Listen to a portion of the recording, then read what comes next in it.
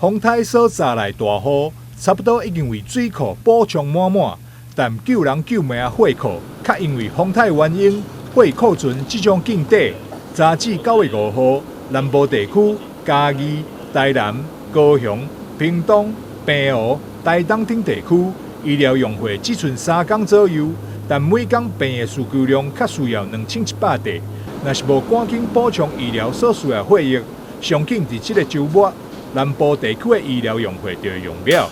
若是发生紧急用货事件，恐惊会造成真大影响。最近嘉南地区因为我们前几天台风的关系，那么停班停课，那一天我们非常多的捐血活动都取消，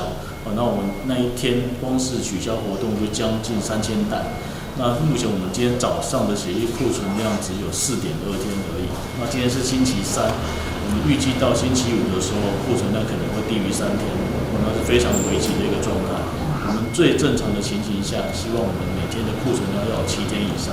所以我们到星期5的时候，我们担心这样的一个血液可能不足以供应我们的医院的病患，所以希望我们的